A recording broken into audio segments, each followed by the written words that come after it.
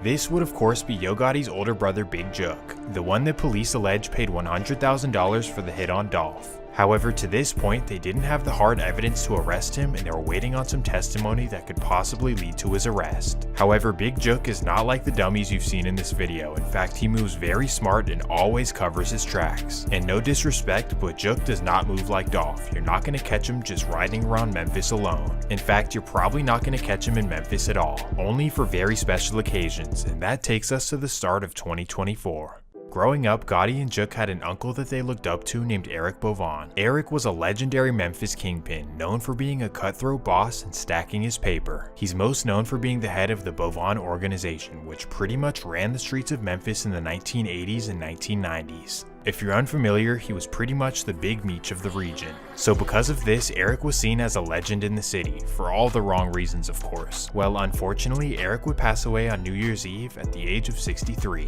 His passing would bring much sadness to Gotti and Jook, and many in the city of Memphis. And as a result, the funeral would be very big, with hundreds of people flying into town, of course including Yo Gotti and Big Jook. January 13th, 2024.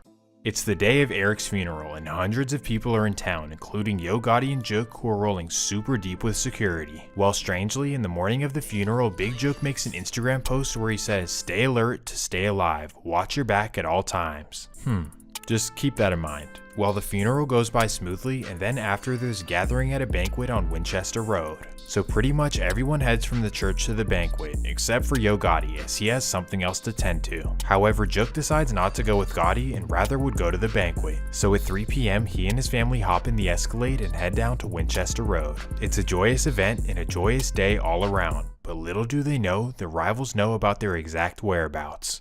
Not knowing that he has rivals on their way to come find him, Jook hops out of the event at 4 p.m. and walks to his Escalade. This is where his mom is sitting in the back seat with the door open, and he goes up to her and whispers something in her ear. Immediately, she hops out of the car and walks back to the event. So now Jook is sitting in the car, and coincidentally at this exact moment, a white Ford Explorer pulls right alongside him. They roll their windows down, and without hesitation, Get you back to that story we told you about off the top of the broadcast, a deadly shooting in Hickory Hill with connections to Memphis rapper Yo Gotti. Fox 13's Lakia Scott joins us live tonight from St. Francis Hospital. That's where the victims were taken. Lakia, what were you able to find out? Good evening to you.